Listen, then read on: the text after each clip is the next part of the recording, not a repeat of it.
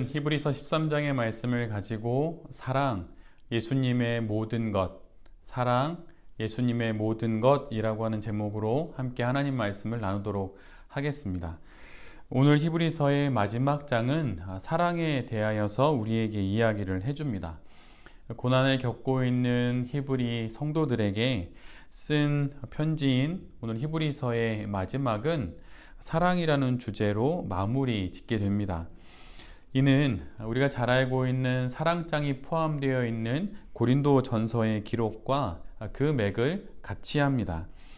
교회 안에 여러 문제를 겪고 있던 고린도 교회에 쓴 사도 바울의 편지에서 사도 바울은 그 편지의 후반부에 사랑에 대한 이야기를 언급하므로 그 문제들을 해결해 갑니다. 이처럼 히브리 기자도 지금 예수님을 믿는다는 이유로 고난을 겪고 있는 히브리 성도들에게 쓴 편지의 마지막을 사랑이라고 하는 주제로 끝맺게 됩니다. 고난의 배경 속에서 히브리서를 읽어야 한다고 말씀드렸는데 그 고난에 대한 답이 예수 그리스도임을 지금껏 히브리서는 이야기해 왔습니다. 하나님이 하신 모든 일이 예수 그리스도라고 말씀드렸습니다. 그리고 현실을 뒤돌아보게 하는 거울이 되는 것이 예수 그리스도입니다. 그리고 우리 신앙의 목적은 그 어떤 것도 아닌 오직 예수 그리스도입니다. 그리고 현재와 영원한 우리의 안식의 보증이 되시는 분도 바로 예수 그리스도이지요. 그리고 우리가 사는 인생의 완전한 모범이 되는 분도 예수 그리스도입니다. 그리고 우리 존재의 모든 것을 거는 우리 존재의 모든 무게의 중심을 두어야 하는 분도 예수 그리스도입니다. 그리고 우리에 앞서서 부활 이후의 삶을 이미 살고 계신 분도 예수 그리스도이지요. 그리고 유일하고도 또 영원한 진리는 오직 예수 그리스도 뿐입니다. 그리고 하나님 앞에서 새로운 존재가 되어서 새로운 그 존재의 길을 먼저 걸어가신 분도 예수 그리스도입니다.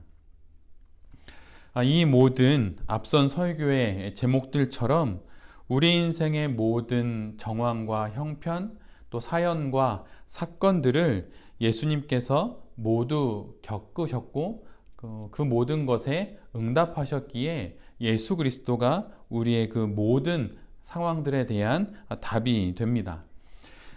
왜냐하면 그분께서 모든 것을 경험하셨고 또한 이기셨으며 또한 지나셨기 때문이지요. 그러기에 우리가 겪는 모든 고난과 문제의 답은 오직 예수 그리스도입니다. 이렇게 예수 그리스도를 답으로 알게 될 때 우리는 하나님과의 관계로 믿음을 알게 되고 구원 이후 이 믿음을 소망의 이름으로 갖게 됩니다. 그리고 오늘 히브리서 13장이 이야기하고 있는 사랑 역시 예수 그리스도를 답으로 가질 때 우리가 갖게 되는 신앙의 덕목이 되는 것이죠. 고난 속에서 예수 그리스도가 그 모든 고난의 답이 됩니다.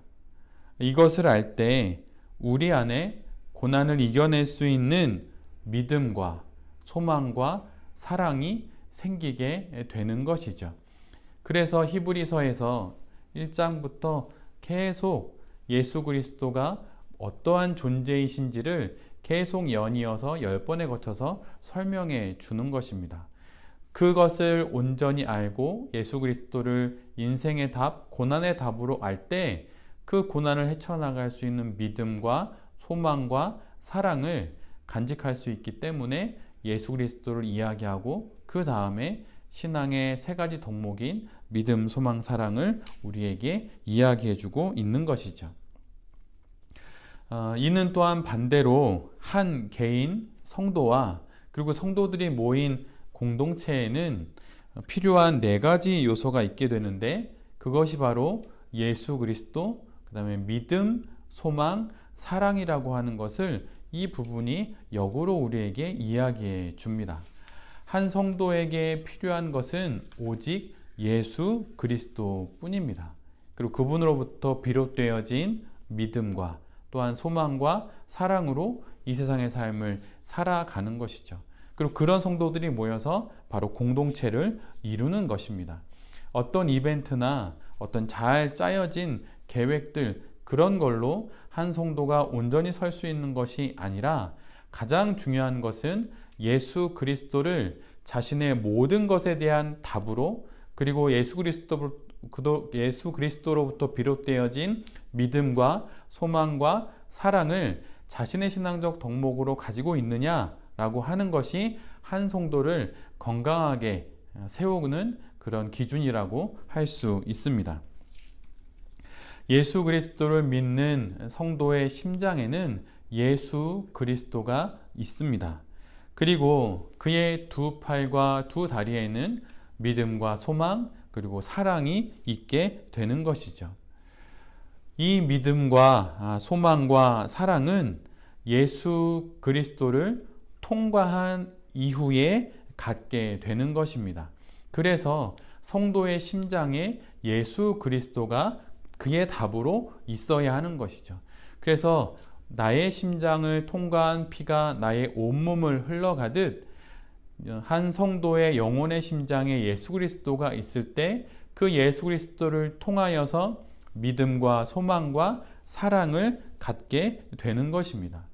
예수 그리스도를 통과한 이후에 비로소 온전한 이 신앙의 세 가지 덕목을 갖게 되는 것이죠.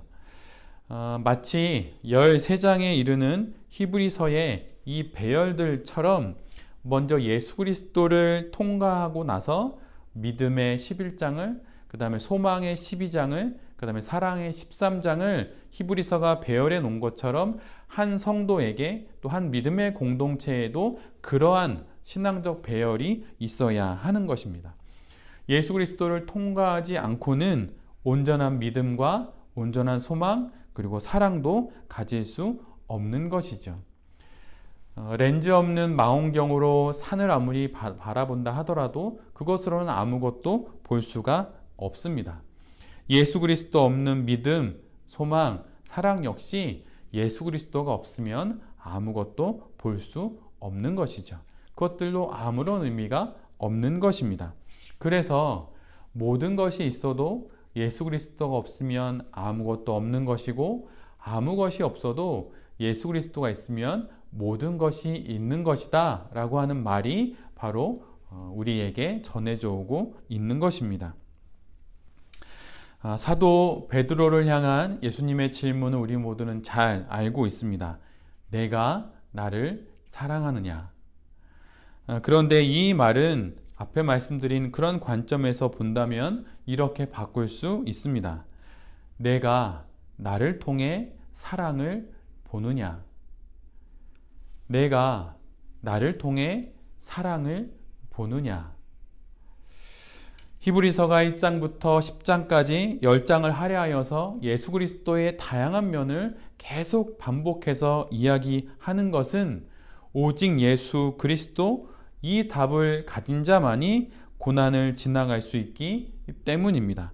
그리고 예수 그리스도를 답으로 가지고 있을 때 비로소 진정한 믿음과 소망 그리고 사랑을 갖게 되고 또한 행할 수 있기 때문이죠.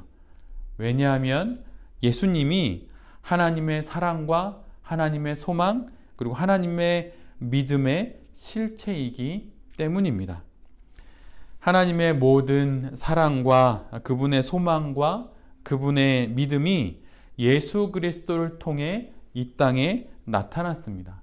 이것이 예수 그리스도의 성육신이며 그분의 겟세마네 기도에서의 하나님 아버지에 대한 절대적인 믿음이고 부활에 대한 그분의 소망입니다. 그러기에 예수 그리스도를 인생의 모든 답으로 삼을 때 모든 상황에서 믿음, 소망, 사랑을 갖고 살아갈 수 있는 것입니다. 이것은 오직 성도만이 할 수 있는 것이죠. 믿음, 소망, 사랑은 우리가 습득할 수 있는 기술이 아니라 이처럼 이 세 가지의 본질이 예수 그리스도임을 볼 때 우리가 받게 되는 은혜입니다. 그리고 이 세 가지 신앙의 덕목 중에 가장 큰 것, 또 제일은 당연히 사랑이지요. 늘 VIP는 어떤 모임에 나중에 등장하지 않습니까? 그래서 히브리서는 마지막 13장에서 사랑을 배치해 두고 있습니다. 믿음마저 아무것도 아닌 것이 되게 하는 것이 바로 사랑의 부재입니다. 고린도전서 13장 2절에 이런 말씀이 있어요. 내가 예언하는 능력이 있어 모든 비밀과 모든 지식을 알고 또 산을 옮길 만한 모든 믿음이 있을지라도 사랑이 없으면 내가 아무것도 아니요.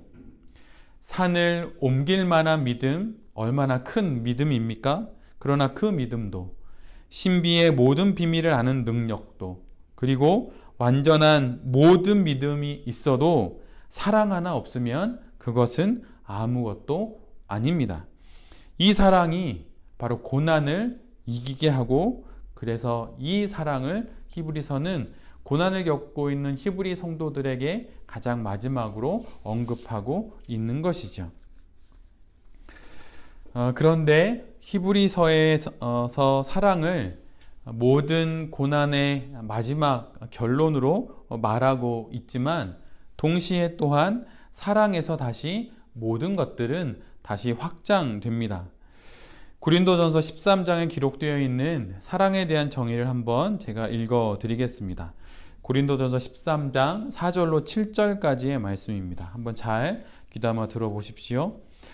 사랑은 오래 참고, 사랑은 온유하며 시기하지 아니하며, 사랑은 자랑하지 아니하며 교만하지 아니하며 무례히 행하지 아니하며 자기의 유익을 구하지 아니하며 성내지 아니하며 악한 것을 생각하지 아니하며 불의를 기뻐하지 아니하며 진리와 함께 기뻐하고 모든 것을 참으며 모든 것을 믿으며 모든 것을 바라며 모든 것을 견디느니라. 사랑으로부터 오래 참음이 나옵니다. 사랑으로부터 온유가 나오지요. 사랑이 씨앗이 되어서 시기와 자랑 그리고 교만을 이기게 합니다. 그리고 무례함과 자기 이기심도 이기게 하지요. 그리고 진리와 함께 춤추게 하고 불의를 미워하게 합니다. 그리고 모든 것을 끝끝내 참고 견디고 인내하게 하죠. 이 모든 것이 사랑으로 인해서 가능해집니다. 그리고 모든 것을 믿게 하고 또한 모든 것을 바라게 합니다. 바로 모든 것을 믿는 그 믿음과 모든 것을 바라게 하는 그 소망마저 사랑으로부터 시작된다고 고린도전서 13장은 우리에게 말해주고 있어요. 히브리서는 고난 가운데 있는 성도들에게 예수 그리스도를 답으로 살라고 말합니다. 그러나 다시 히브리서 13장 그 사랑으로부터 소망이 시작되고 다시 믿음이 시작됨을 우리로 보게 합니다. 그리고 다시 예수 그리스도를 보게 하지요. 그리고 마침내 고난을 견디게 하고 고난을 이기게 합니다. 마치 앞문과 뒷문을 걸어 잠그는 것처럼 그렇게 고난 속에 있는 성도들에게 예수로 답을 삼고 다시 사랑으로 응답하여서 예수 그리스도를 바라보며 믿음과 소망으로 고난 가운데를 지나가라고 그렇게 히브리서는 우리를 격려하고 있습니다. 사랑으로 종결되다 다시 사랑으로부터 확장되어 우리의 고난의 현실을 보게 하는 것이 바로 히브리서가 우리에게 주는 은혜입니다. 세상 사람들과 구별되는 신자의 능력이 바로 이런 사랑이죠. 그리고 세상 사람들과 구별되는 성도의 답이 바로 예수 그리스도입니다. 이 사랑이 이 예수 그리스도가 지금 우리에게 있습니다. 그러기에 어떠한 고난도 어떠한 시련도 우리 모두가 다 지나갈 수 있는 것이죠. 히브리서 1장부터 13장까지 지루할 정도로 예수 그리스도를 끊임없이 반복하는 1장부터 10장까지의 그 이야기들 속에 히브리서 기자는 하나님의 말씀은 우리에게 예수 그리스도가 우리의 인생의 답이요 우리 고난의 답인 것을 알라고 반복하고 또 반복하여서 이야기합니다. 그리고 그 예수 그리스도를 답으로 가진 사람이 비로소 온전한 믿음과 온전한 소망과 온전한 사랑으로 고난을 지나갈 수 있다고 히브리서가 우리에게 이야기하고 있는 것이죠. 가끔 야구 경기를 보거나 아니면 축구 경기를 보거나 할 때 그날 유난히 게임을 잘했던 이렇게 선수와 인터뷰하는 장면들을 이렇게 보게 될 때가 있습니다. 그럴 때 인터뷰하는 리포터가 이렇게 물어보죠. 다른 날에 비해서 오늘 홈런도 많이 치고 타율이 이전보다 높아졌는데 혹시 좀 오늘 뭐 다른 게 있었습니까? 이렇게 질문을 던집니다. 그때 이 질문에 선수들은 이렇게 보통 대답을 하지요.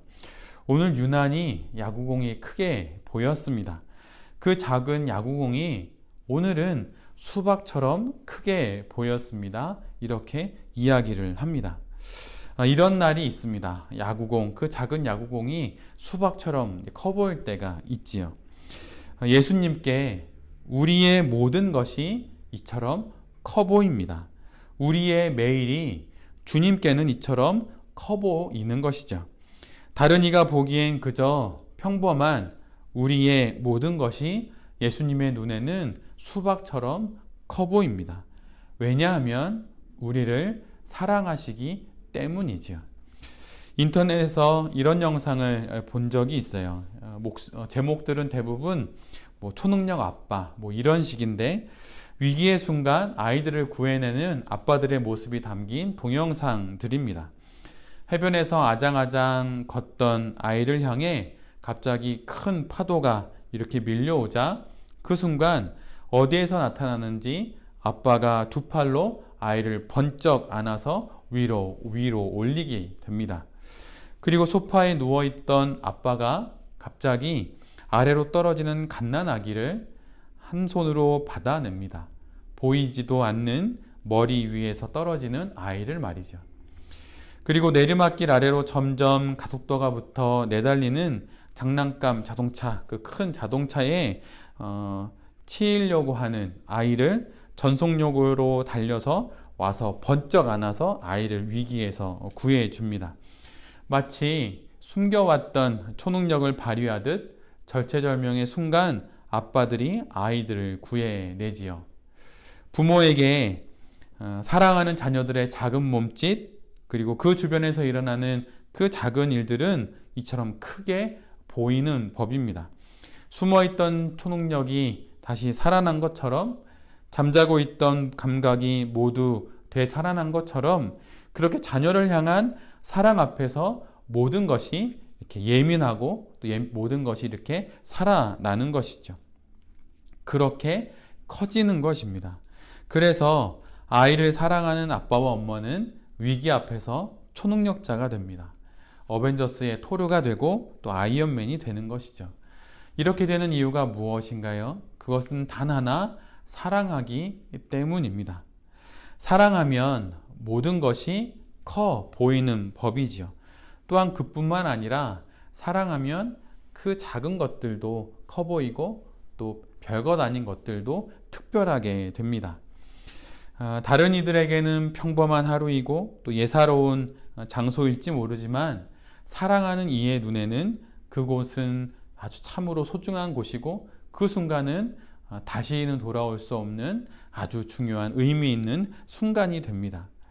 아이들의 낙서 같은 그림, 삐뚤빼뚤한 글씨로 적은 편지, 용돈을 모아 사준 작은 선물들, 이 모든 것이 부모에게는 매우 소중합니다. 왜냐하면 사랑하기 때문이죠. 제가 가지고 다니는 지갑에도 아이들이 준 제 얼굴이 그려진 그림과 또 아이들이 써준 편지가 있습니다. 거의 추상화에 가까운 절을 그린 아이들의 그림을 보면 아이들이 생각이 나고 또 마음이 뭉클하기도 합니다. 사랑하면 작은 것이 이처럼 커 보이고 또 소소한 것이 소중한 것이 되는 것이죠. 야구공이 수박처럼 보이는 그것은 왜냐하면 사랑하기 때문이에요. 그런데 하늘 아버지께 우리의 일거수일투족이 이렇게 보입니다. 우리의 인생을 이렇게 유심히 하나님께서 또한 자세히 살피십니다. 왜냐하면 하나님께 우리는 그분의 둘도 없는 자녀이고 또한 하나님께서 우리를 여전히 사랑하시기 때문이죠. 내 자녀의 인생이기에 하나님 눈에 우리의 인생은 커 보입니다. 내가 염려하는 것이 많이 있을 수 있죠.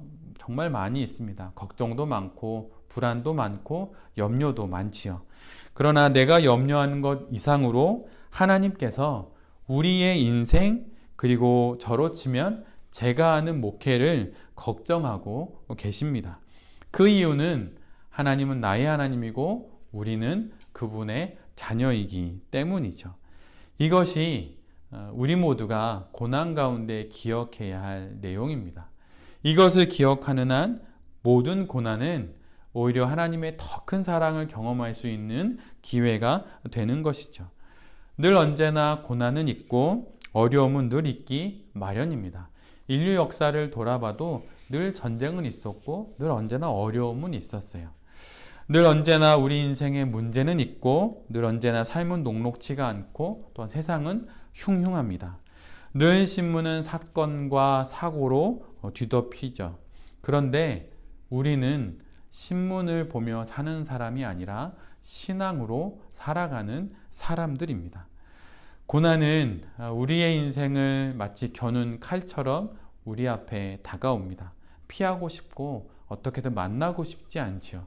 그러나 그 칼처럼 다가온 고난을 피할 수 있는 가장 좋은 방법은 그 고난의 손잡이를 잡는 거예요. 날카로운 칼처럼 다가온 그 칼의 손잡이를 잡는 것입니다. 아이들을 키우다 보면 아이들에게 위험한 것을 가르쳐야 할 때가 있어요. 위험한 것이라고 다 피할 수 없기 때문에 위험한 것을 또 가르쳐야 할 때가 있습니다. 고난을 가르쳐야 할 때가 있지요. 마치 예방접종을 하는 것처럼 말입니다. 그럴 때 위험함을 반드시 기억하도록 강조하여 가르치지만 더 중요한 것은 안전장치가 있음을 알려주어서 그 위험을 다룰 수 있도록 가르치는 거예요. 저희 집 아이들은 바느질을 배웁니다. 집에 가보니 아내가 제 아들과 제 딸에게 바늘에 실을 꿰어서 손바닥만한 작은 가방을 만들어 놓았더라고요. 아직은 많이 서툴러서 옷감이 하기 전에 A4 용지에다가 바느질을 하기도 하고 또 손이 좀 아프니까 손에 골무를 끼워야겠다라고 이야기도 하면서 바느질을 배우고 있습니다. 그리고 지금보다 더 어릴 적에도 앞치마를 두르고 무와 오이 또 당근들을 이렇게 도마에 올려놓고 또 칼로 자르기도 했습니다. 그리고 요리라고 할 것은 없지만 집안일을 그렇게 배우게 했었어요. 아직은 칼을 잘 다룰 수 없기에 케이크를 자를 때 쓰는 그 플라스틱 칼을 갖고 자르게 했습니다. 조금 더 크면 실제 칼을 사용하여서 요리를 할 수 있도록 가르치려고 생각을 하고 있습니다. 이처럼 위험은 다루어야 하는 것이고 또 고난 역시 우리가 잘 다루어야 하는 것이지 피하는 것이 아닙니다. 피할 것이 아니라 다루어야 할 기회가 바로 고난이고 위험이라고 하는 것을 우리 모두가 기억할 필요가 있습니다. 현대 사회는 위험을 피하려는 사람들의 안전에 대한 욕구 때문에 수많은 보험들이 개발되어서 팔리고 있죠. 정말 보험 종류가 정말 많은 것 같아요. 물론 적절한 선까지 또 내가 감당할 수 있는 범위에서 이런 것을 선택하는 것은 좋은 것입니다. 그러나 지나친 안전에 대한 욕구 때문에 혹시 너무 그것에 붙들린다면 혹시 지나친 안전에 대한 욕구가 우상이 되고 있는 것은 아닌지 뒤돌아볼 필요가 있습니다. 그리고 오히려 내가 그것에 너무 매이고 있는 것은 아닌지 살펴볼 필요가 있지요. 성도에게 있어서 가장 안전한 보험은 바로 하나님의 사랑입니다. 하나님의 사랑만큼 가장 안전한 보험은 없는 것이죠. 오직 하나님만이 어떤 상황, 어떤 조건에서도 무한 책임을 지어 주십니다. 현재뿐만 아니라 영원까지 말이지요. 그 보증과 그 증거로 이 땅에 오신 분이 바로 예수 그리스도입니다. 완벽한 안전지대는 없습니다. 늘 언제나 위험은 있고 어디서든 위기는 있지요. 그럴 때 위기에 휘둘리지 말고 여전히 나를 그리고 나의 인생을 수박처럼 크게 보시고 계신 하나님을 기억할 수 있는 우리 모두가 되기를 바랍니다. 내 아이의 인생인데 어찌 하늘아버지께서 돌아보시지 않으시겠습니까? 이런 말이 있어요. 인생이 비참하고 무질서해지는 까닭은 선택한 것과 포기한 것의 차이를 과대평가하기 때문이다. 좀 더 좋은 것이야 있을 수 있겠지만 혹시 너무 과대평가해서 현재의 상황을 너무 어렵게만 보고 있는 것은 아닌지, 그리고 현재의 고난을 너무 크게만 보고 있는 것은 아닌지 뒤돌아볼 필요가 있습니다. 예수님이 우리의 답입니다. 예수님이 우리의 영원한 정답입니다. 그리고 그 예수님을 통하여서 예수님이 몸소 우리에게 믿음이 무엇인지, 예수님이 우리에게 바라고 기대하는 소망이 무엇인지, 그리고 그 모든 것을 온전케 하는 사랑이 무엇인지 이미 우리에게 보여주셨습니다. 예수 그리스도라는 답과 믿음과 소망, 사랑이라고 하는 이 하나님의 귀한 은혜를 갖고 있을 때 어찌 우리가 고난을 잘 지나가지 못하겠습니까? 신중하되 평안을 유지하고 하나님의 사랑을 여전히 받고 있음을 기억하는 것이 고난 가운데 우리의 마땅한 태도입니다. 하나님이 주신 사명인 인생을, 그리고 가장 가치 있는 순간인 지금을 예수 그리스도라고 하는 그 유일한 정답으로, 그리고 믿음, 소망, 사랑으로 성도답게 후회 없이 삶을 살아내는 우리 모두가 될 수 있기를 간절히 기도드립니다. 히브리서를 1장부터 13장까지 이렇게 다 지나왔습니다. 지루할 정도로 10장에 거쳐서 반복되는 예수 그리스도가 답이라고 하는 그 반복이 무엇을 의미하는 것일까요? 그것은 예수 그리스도가 참된 고난 속에 있는 우리에게 참된 답이라고 하는 것을 성경이 말하고 있는 거예요. 고난 가운데 있는 우리 모두에게 예수 그리스도라고 하는 그 정답을 붙잡을 수 있는 그 용기와 그 믿음이 있기를 바랍니다. 그리고 그 용기로 고난 가운데 믿음으로, 또한 소망으로, 사랑으로 성도답게 모든 일을 헤쳐나가는 모든 성도님들과 또 이 말씀을 전하는 제 자신이 될 수 있기를 간절히 기도드립니다. 아멘. 제가 기도하겠습니다. 주님, 히브리서를 통해 인생의 답이 다른 그 무엇이 아닌 예수 그리스도이심을 알게 하시니 감사합니다. 이 답으로 인생의 모든 순간을 지나고 고난의 때도 지나게 하여 주시옵소서. 당신이 보이신 믿음과 소망과 사랑을 갖고 당신처럼 인생의 위기와 시련에 맞서 살아갈 수 있도록 주여 우리를 도와 주시옵소서. 히브리서를 1장부터 13장까지 함께 말씀을 나누며 예수 그리스도가 우리의 인생의 정답인 것을 알게 되었습니다. 이 정답을 붙잡고 하나님께서 주신 사명인 우리의 인생을 믿음, 소망, 사랑으로 후회 없이 살아내는 우리 모두가 될 수 있도록 주님 우리를 임마누엘로 지켜주시고 에베네셀로 도와주시옵소서. 이 모든 말씀 우리 인생의 영원한 답 되시는 그리스도 예수의 이름으로 간절히 기도드립니다. 아멘.